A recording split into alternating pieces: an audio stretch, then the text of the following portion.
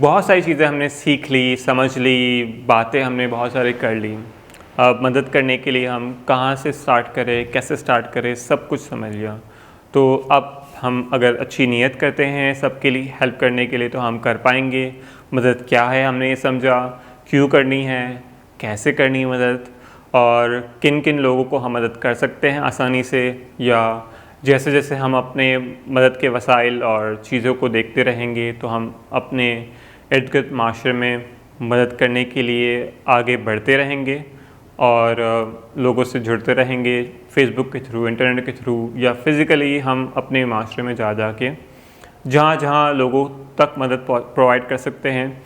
अगर आप अपनी प्रोफेशनल लाइफ से उनको कनेक्ट कर सकते हैं, अगर आप किसी गांव में हैं, शहर में हैं, आपको हेल्प की नीड है तो आप रेहान फाउंडेशन हेल्प सेंटर में भी आप रब्ता कर सकते हैं यहाँ पर दिए हुए लिंक में।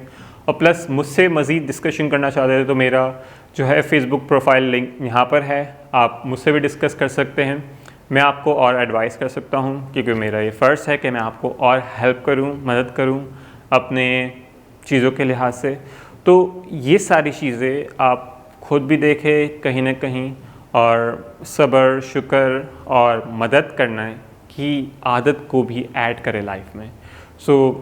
इस बात से हम सब आज इरादा करते हैं और पक्का चीज़ों को कनेक्ट करते हुए, और कहीं ना कहीं हम जो चीज़ें हैं वो अच्छे से करेंगे और बेहतरीन से। और उम्मीद है आपको इस कोर्स से बहुत सारी चीज़ें सीखने को मिली हो और मैंने अपने पर्सनल एक्सपीरियंस आपको शेयर किया है। तो आप मुझे अपनी कीमती जो है फीडबैक से आगाह कीजिएगा। और रेहान फाउंडेशन के हवाले से बहुत सारे और भी कोर्सेज़ है, मज़ीद पिछले कोर्सेज़ भी आप उनको देखें, सीखें।